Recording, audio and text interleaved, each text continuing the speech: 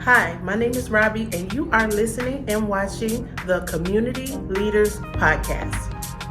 What's up? Is your boy Los LOS from the Community Leaders Podcast. Let me say that one more time. The Community Leaders Podcast. And I am here with our special guest, and she goes by the name of Robbie Johnson. What's up, Robbie? Hey, Los.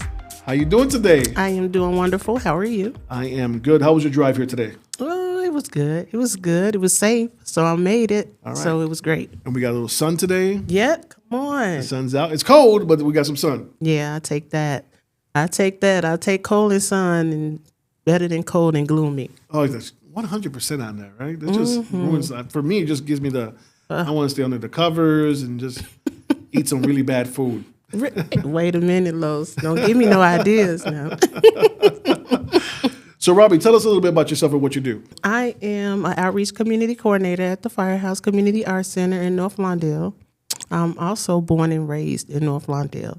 And as an outreach community coordinator, I coordinate events in North Lawndale. I bring people together. I bring unity in the community.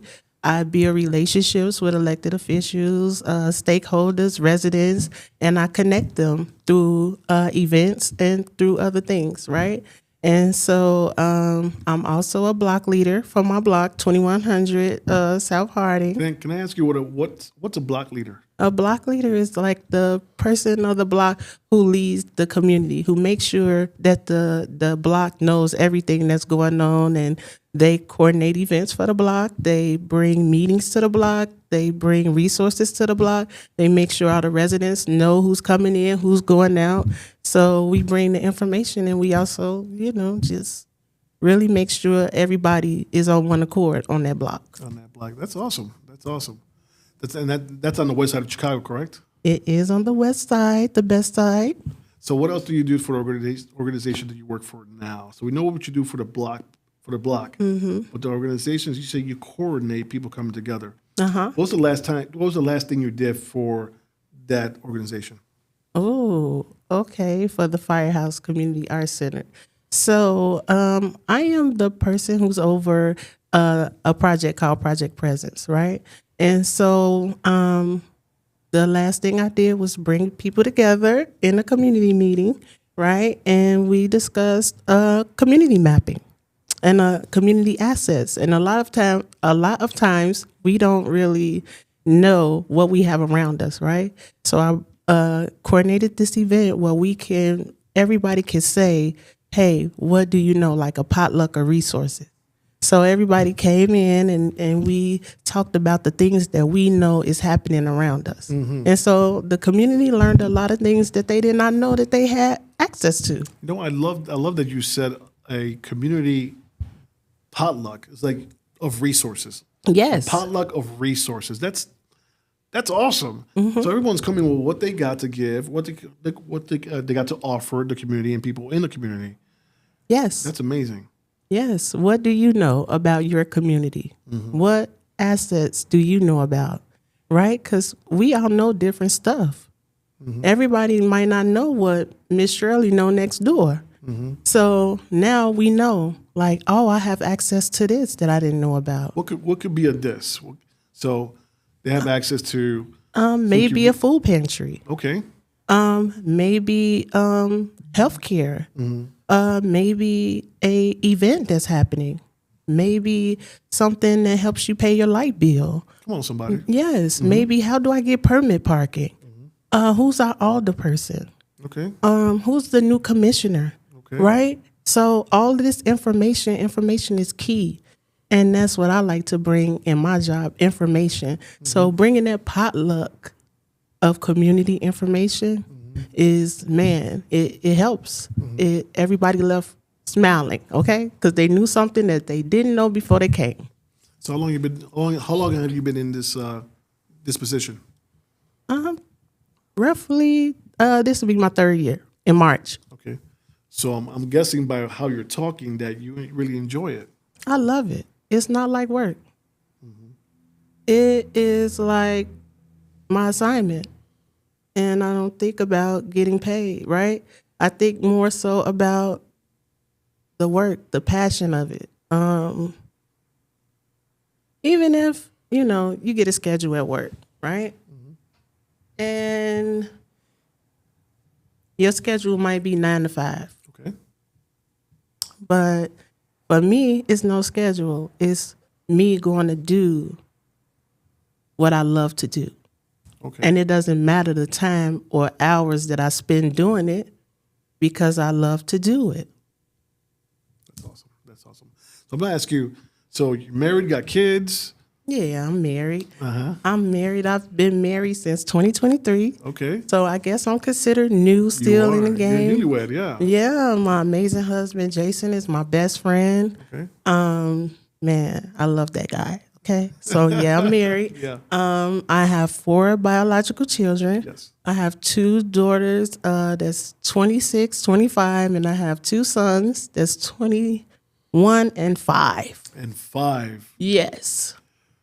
So 26, and the youngest one is 5 years old. Yeah, they call me ghetto for that one. Why Right? But I think would they of call it. you ghetto for that? I know my oldest daughter called me ghetto, right? But to me, I look at it like a blessing, right? I am able to be a mother for the second time because when I had them, I was a teenager. I had 3 kids before I was 21 years old. And so now I'm like, wow, I really get to be a responsible mom, like a second chance at it. So I'm excited. I'm glad you brought that up. So let's take you back to you were a young lady. Okay. A young lady, let's say a young lady of 10 years old. Who were you? Who was Robbie when she was 10 years old? Man, Los, you must don't know how old I am now. Talking about Robbie at 10. No. I don't know. I didn't ask that question, and I know better to ask that question. I'm not going to ask that question. Okay, so I'm going to give you here. We going 30 years back. Okay. Right. So, you just answered the question, but go ahead. So Robbie at 10. Robbie at 10 was in 5th grade. And she was shy, real quiet, and the only child who wanted to make friends at 10. Like, I always knew, like, at that time, I wanted to have fun with whatever I did. Like, I knew I was smart, but I didn't know that I was really, really smart, right? Until I got older. So at 10, I was still, not really knowing what I wanted to be. I probably thought then, I'm going to be a lawyer. But at 10, I was having fun. Okay. Just having fun. Riding bikes around the block. Yes, I had everything. I was the only child, so I had everything when I was 10. Are we talking spoiled here? Yeah. Is that what we're talking about? Super. I had skates, bikes, Nintendo. I had all the games. The latest toys, everything. Everything, like the Barbie whole van. Like Christmas time, the tree would be filled up where you probably couldn't even see the tree. So I was just like, man. Before my son was born, before my daughter was born, my son was the only one for a very long time. And there was Christmas trees all the way to the top. Yeah, right. Which was kind of bad. He tells me now, you shouldn't have never done it. I'm like, why? I was just spoiling you. He's like, yeah, you were spoiling me, Pop. Shouldn't have done that. And my cousins were mad at me because I got all these toys to the ceiling and they only got 1 or 2. Yeah, and it'd be like that, right? Yeah, so, man, everybody like, oh, and I still hear about that like right now today, like, well, you was always spoiled your whole life, and I'm like, oh, y'all not gonna hold me to that, like still now in 2020. What our cousins and our siblings will. So you're the only child. Mm-hmm. Lived with mom and pops. Yes. Well, my dad. I have 2 brothers on my dad's side. Okay. But I lived with my mom's only child. So yeah. Okay, cool. So how was that? How did the home life look? Home life was amazing, right? Because, well, I'll say this. Being the only child, I was the only niece. I was the only granddaughter. So I wasn't just my mother's only child. My mother's sisters, they didn't have children. So I was like the only everything, right? You were super so spoiled. I was like, whoa, over the top spoiled, right? Uh-huh. But then I had like, my mom was really strict. I couldn't do a lot. I had a lot of toys and fun and stuff to do in the house, but I couldn't go across the street. And they used to call me street lights because I had to be in the house by the time the street lights was on, right? And so, yeah, it was rough. And then my father, he was a drug addict, right? And so growing up in the house with him made me, at that time, I didn't understand, right? What a lot of it, but it made me a better person today by him being on drugs. As crazy as it may sound, it made me never, ever, ever want to try a drug. Awesome. So you stood away from drugs all your life? For the most part of it, yeah. For the most part of it. You saw the harsher drugs, what the harsher drugs could do, so you definitely said, no, not me. Yes, I'm not breaking me. those chains. Yes, you can't get me to do a thing, especially now. Okay. So, question here. Who were you at 15 years old? Ooh, at 15, I started smelling myself. What do you mean by smelling yourself? That's new for me. Yeah, I wanted to do a lot of things that I wasn't supposed to be doing. Like I was trying to dibble-dabble in drinking, boys, ditching school. Yeah. So hanging out a lot, hanging out with the wrong people, being in some fights at 15. I just remember me changing over from the Coco, that's my nickname, that everybody knew, to me being Coco G, kind of gang banging a little bit in high school. I was a real good dancer, so I did a lot of dancing. So that was the good part. I was dancing, but on the side of dancing, that's kind of some of the stuff I was doing at 15. Was it because you were the only child? Because you said earlier when you first started off that you wanted to be seen. Mm-hmm. So you kind of said that earlier. Yeah, I believe it's because I am an only child, right? Because I had a best friend. Well, I still have that best friend right now. Not have. And her mom moved to Wisconsin. So when she would come back and she would go home, I would cry. And she didn't understand it, but I just didn't have no sisters and brothers. I was alone, being the only child. And even if you got everything, you don't have that relationship, that companionship, that sistership that, that you think you need. And you really wanted that. And I wanted that, yes. So being seen could be definitely a part of me acting out at 15, even though my mama was, she didn't play. You wouldn't have never thought. I couldn't believe I was doing that, okay? But my mama being who she was. Because in the back of your mind, you're saying, yeah, I'm supposed to be not here right now. I'm supposed to be at home. And you know what's coming when you get home. Man. But we still do it anyways. Yes, I didn't have to be in the house the whole summer before. So yeah. And as we know now, as we're older, we know they were just trying to protect us. Yes, I understand clearly. Yeah. I understand clearly now. So, just me showing out was like being crazy. Yeah. So you had children at a young age. I did. Yes. This is why you were still in high school? Yes, I was still in high school. I had my first child at 16 years old. Literally, people don't believe me. I got pregnant on my first time, right? First time? First time. I would have stopped after that. Hello? And I didn't. Like, what's going on in my head, right? So, yes, I'm a teen mom. I was pregnant at 16, pregnant again at 18. Like I told you, my mom was really strict, right? So I was afraid to tell her that I was pregnant at that age. Like, I hid it for so long until I couldn't hide it no more, right? So by the time she figured out that I was really pregnant, I was like almost 6 months. Oh, wow. Mm-hmm. What did that look like? I was so afraid. Oh, it was torturing me in my head because I was so afraid of disappointing my mom. She had so much high expectations for me, right? And when she found out, she was broken, right? And afterwards, she did not let me drop out of school. I had to still go to school every day. Right? And so it was a blessing that I had my daughter in July because school was out.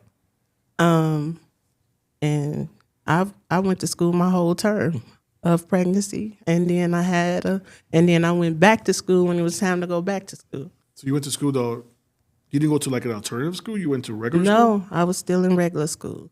And it looked weird because a lot of girls wasn't pregnant at that age. Right. It was only one other girl other than me. So how was that experience being in a regular high school? So from my experiences, I was a young father as well. Mm-hmm. Of course, I wasn't the one pregnant. Right. But I know my son's mother went to a different school because she was pregnant. And it wasn't like, they didn't want to show the other girls that, hey, this is something you should be doing. That's what she felt. Yeah. So she went to a different school where girls were pregnant there. And I halfway agree with that. Mm-hmm.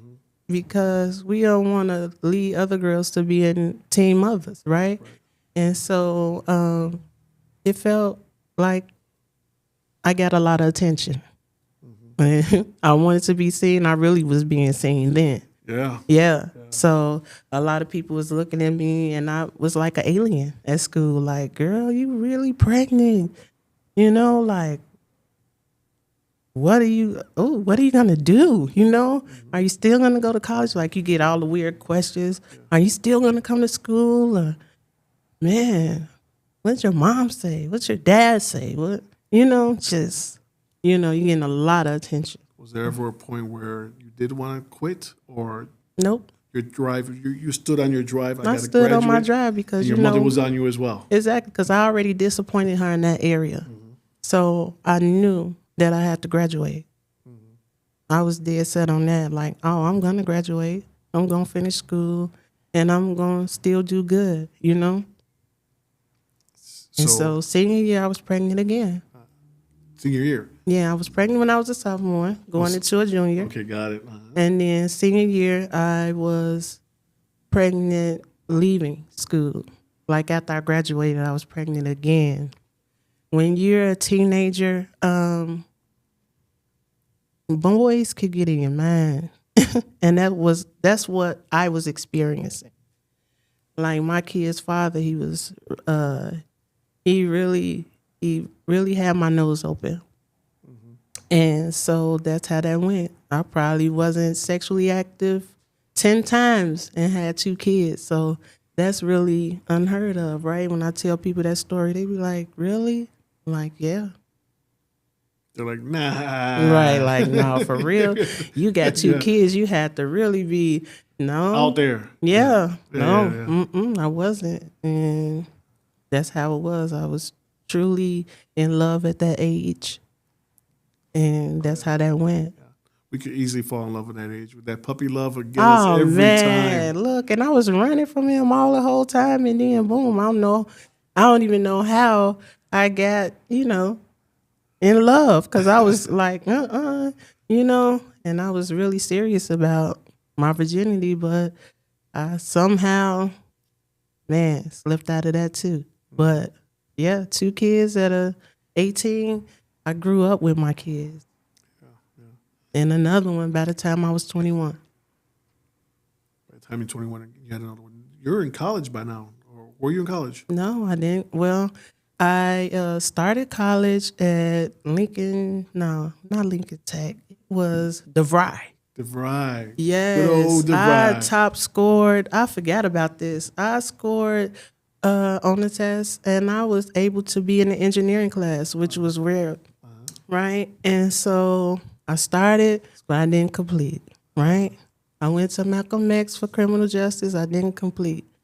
I liked it. I was in cosmetology in high school. I went to Westinghouse, and so I got my license when I was in Westinghouse in cosmetology. I thought about doing like deceased people hair when but my mother was like, no, and I didn't do that. So in my younger life, I did a lot. So I worked at, I ended up working at Best Buy.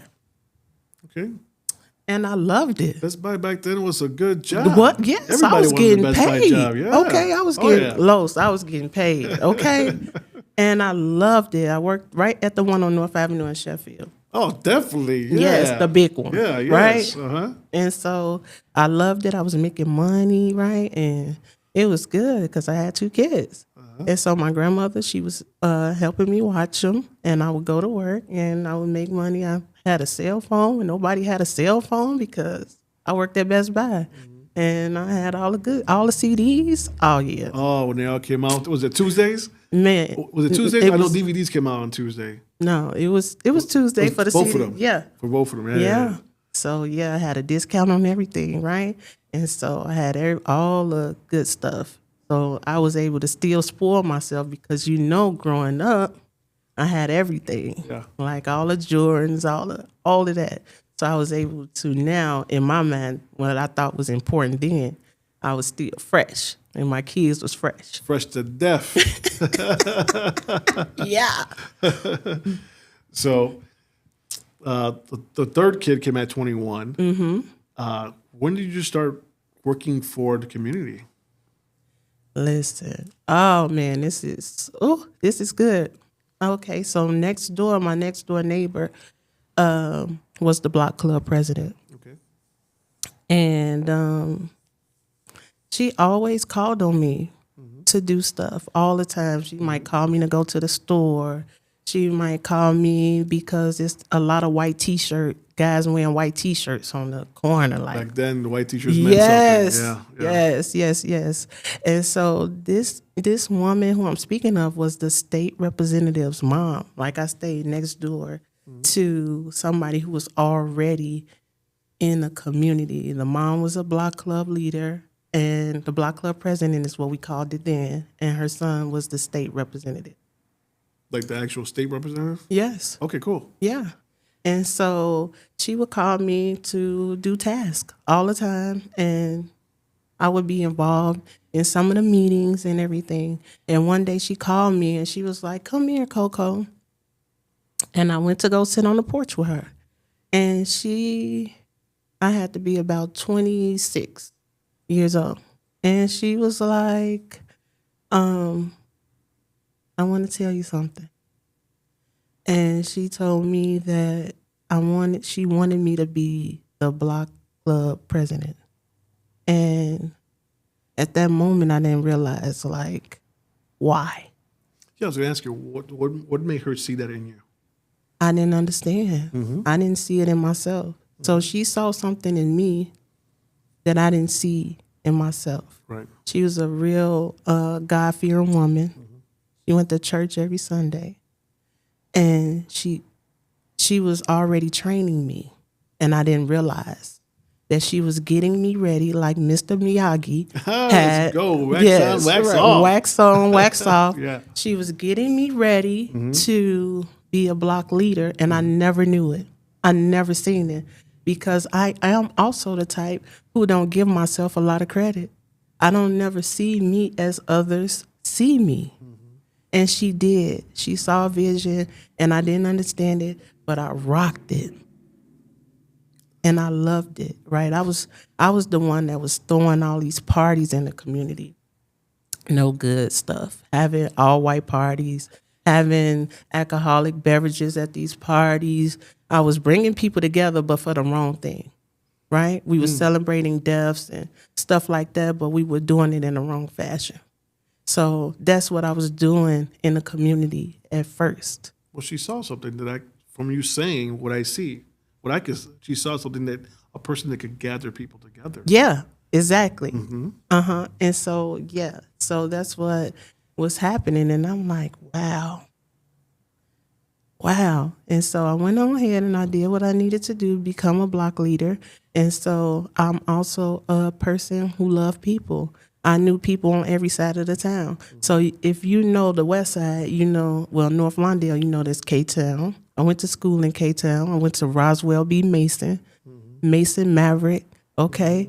I graduated in 1995. I went to Shed Park a lot. So that's on the other end of North Lawndale. That's considered Holy City. No worse in that area, right? And so I was over that way, and I met people on that end. And then I knew my 16th people, right? And so I made my way around, which made you universal in the community. And a lot of people, if you're from K-Town, you don't go to Holy City, right?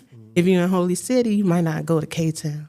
If you're from like the area of Cermak and St. Louis, you might not come to K-Town. So in other words, you stay in your hood. Right, you stay in your area, but not me.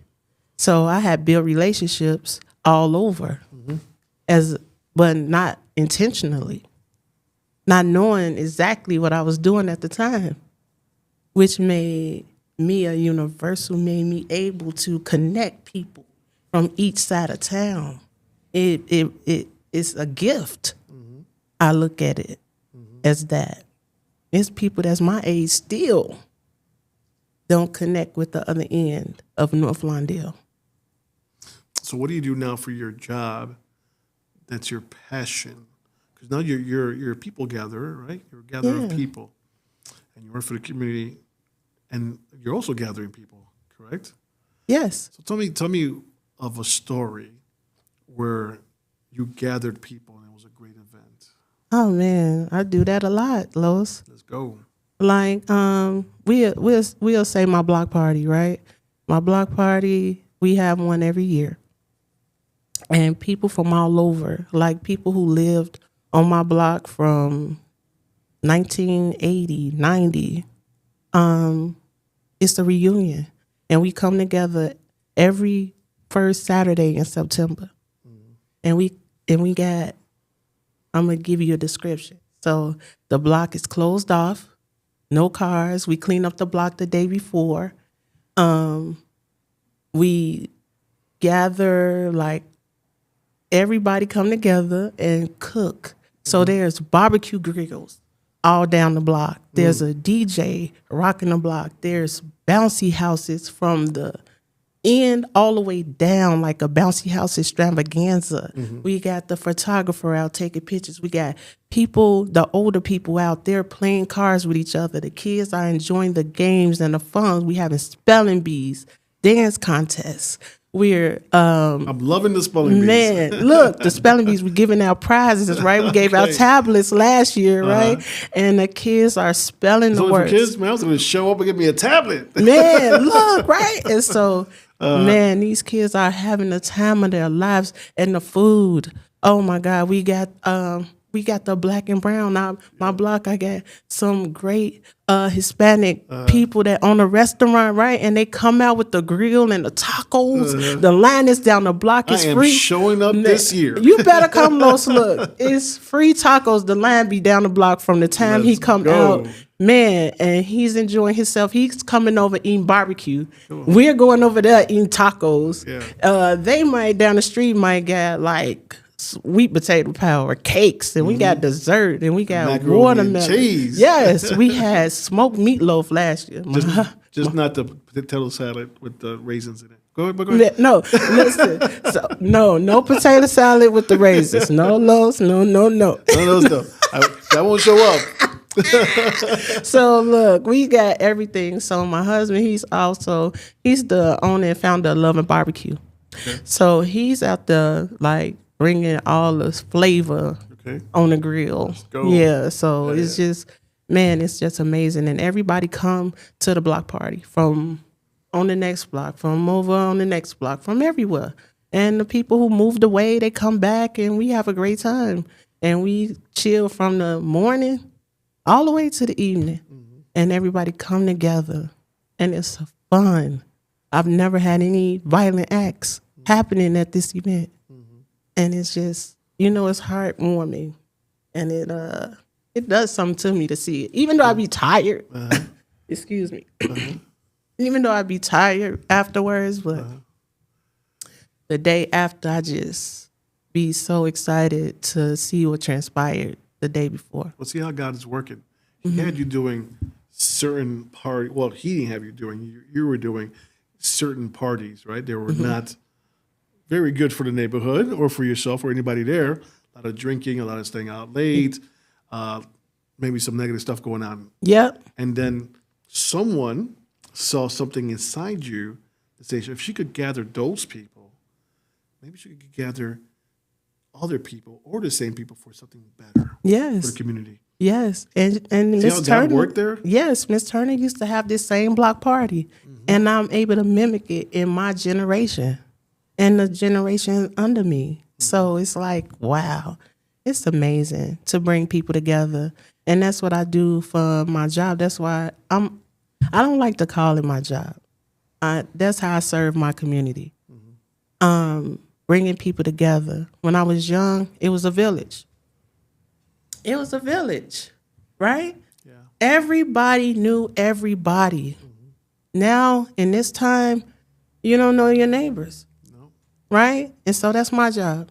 Let's get to know each other, right? And so that's what I do for work. What makes you have that heart to bring people together? What is it? It's the unity part of it. It's the information flows. If we don't have information, we need to know each other so we can share information, share love, break bread with each other. If you over there and I'm over here, what we doing? If I don't know what you're doing, you don't know what I'm doing. And we live across the street from each other. It's crazy, right? And when I was growing up, Miss Rogers everybody knew I was Lori's daughter. I couldn't go nowhere. This come with safety too. If you don't know, I know what time the people leave out for work on my block. I'm out the window. Oh, okay. Yeah, such and such on their way to work. If I don't see you going to work at this time, I'm going to be concerned because I know this the time you go to work and this the time you come home. Yeah. Or if I don't see your children going to school at the time they're supposed to go to school, then how is that leadership? How is that being a good neighbor? How is that loving thy neighbor? Yeah. That's good. That's good. Do you give wellness checks when you see people not going to work? Let's say Oh, yeah. you wake up in the morning and you know this person leaves at 7:30, but it's been a couple of days now and that person hasn't gone to work. I'm definitely knocking on your door. Yeah. I'm definitely calling you. If I can't reach you on the phone, I'm coming to knock on your door. Everybody know who I am. Yes, I'm coming. It's a lot of love you give people. Man, love conquers all things. Yes. And so we need that on every block. We need to mimic that on every single block. And this will keep us safe as well.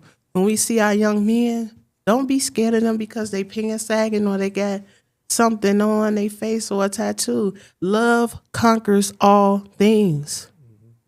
Hey, how you doing? I'm letting you know I see you. Even if you think you're about to do something, I see you. Hey, how you doing? I'm not going to ignore our children. Hey, everybody, hey, how you doing? Right. Yep, I definitely make sure I'm giving love to everybody. Even if I don't know you. You don't know a hi would change the trajectory of somebody's life. A smile. Not the hey, but the hey, I see you. I notice you. Yeah. Yes. You know what high you said the high. You know what high I like when people say to me, and I take it back to an old school TV show. And I think Roger used to say this. Hey, hey, hey. Yes. Yes. I love that. Yes. Greet me with a hey, hey, hey. I'm like, telling hey, you, hey. what's going on, my brother? What's going on, my sister? Uh-huh. Let's talk. Let's break bread. Let's do this thing God told us to do. Hello? Have community. Yes. Community. Yeah, yeah. Kingdom. Yes, it's a part of kingdomship. Yeah. I'm telling you. And that's why I can't just look at somebody and let them go past me without speaking. You don't know what's going on in somebody's day. Yeah. I know Dunkin' Donuts in the drive-thru, they be like, this girl got too much energy. Because every time I order my coffee, I be like, hey, how you doing today? They be like, this lady. They probably know exactly who it is, right? because I want to transfer great energy. I want you to hear the joy, because even though we don't know what the person on the other end was going through earlier before you said hi. They might have just been arguing with their husband, arguing with their wives. Come on. The kids are, somewhere doing something not, wrong. Exactly. So they don't know where their hearts are at the time. You don't know. That's why it is detrimental to be the best person that you know how to be. Yeah. And it could be you on the other end, and somebody come and say hi to you, and it changes you. Because that has happened to me. I might have not had the best day, and somebody smiled at me or told me I look pretty. Come on. You know? Yes. Man. I love it when someone tells me, you look handsome. Hello? I already know that, but thank you. Yes. Those signs that's on the street now, I love that. You are beautiful. I read that and I be like, yes. Yes. I love Thank those signs. you. I love those signs. Yes. There's a little girl, a little boy out there that doesn't feel beautiful. Hello? And that's a message. Yeah. And then you have to think about the power of the tongue. The power of the tongue. What you saying out of your mouth. Man. It could have lift or it could destroy. Hello. Yeah. And I want to lift. I always want to do God. On, I want to do God all day, every day. All day, every day. Robbie, tell me something about CLF. What has CLF done for you? What have you learned? What can you take from this experience of being a cohort? You know what? CLF is amazing. Okay? It brings me, it's what I love, right? It's a network of people that's doing great things, right? And so when we have the fireside chat and we have more leaders coming in, it does something for me. Right? My cohort being, it's a lot of us that's young. It's people young as 25 and people probably older than me in the cohort.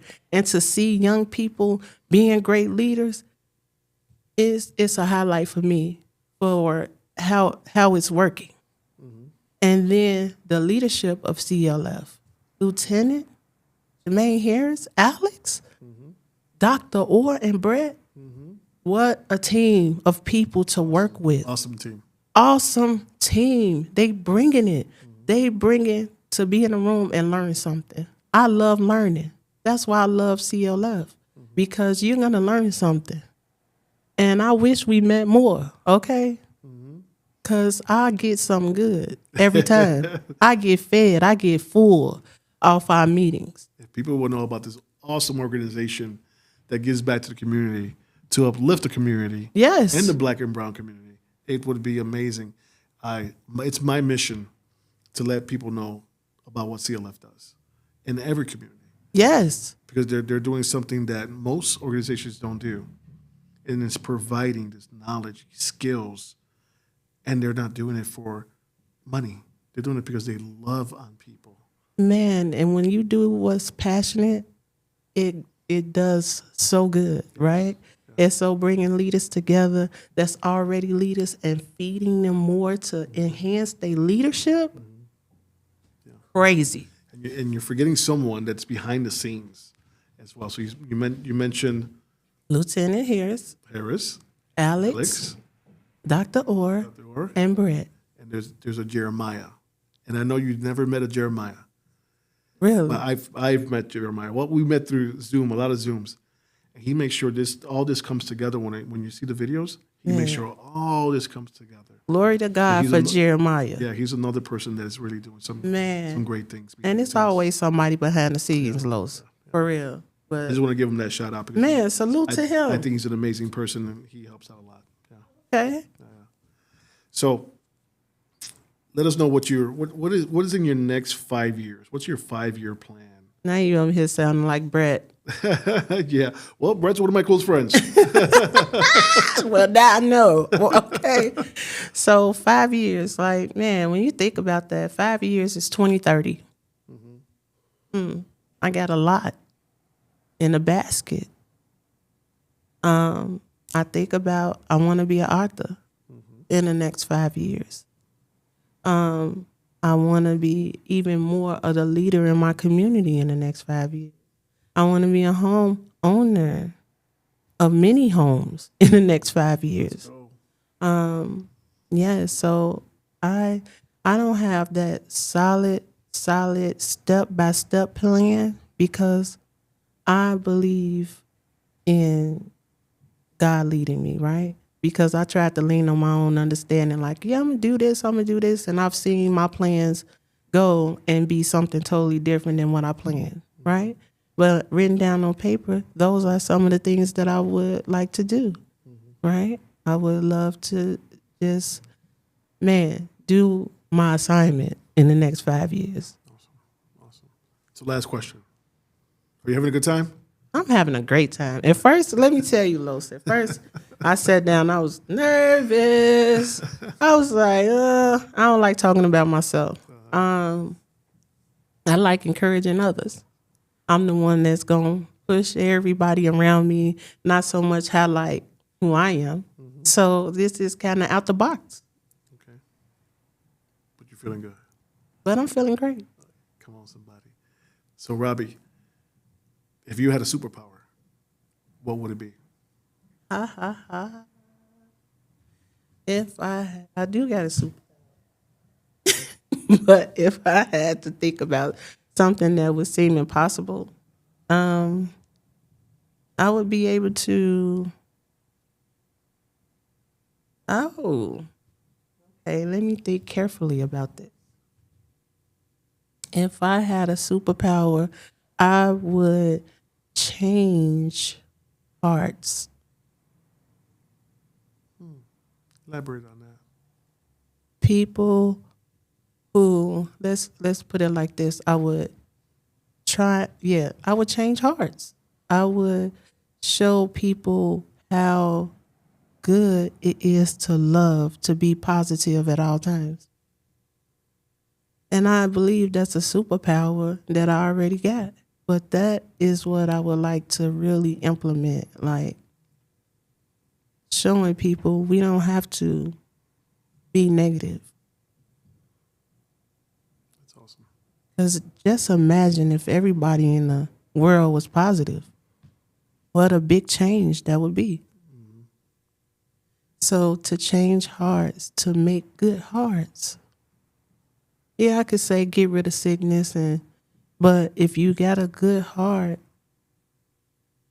you might not be sick. Negativity is what really make people sick. They don't know it. Being angry, you mad, you binge watch TV, you eat bad food, you do stuff. But if everything was positive, it probably wouldn't even be no bad food made because people wouldn't do bad things if they had a good heart. Amen to that. Amen to that. Well, Robbie, I want to say thank you for coming down to the Community Leaders Podcast. It was a joy.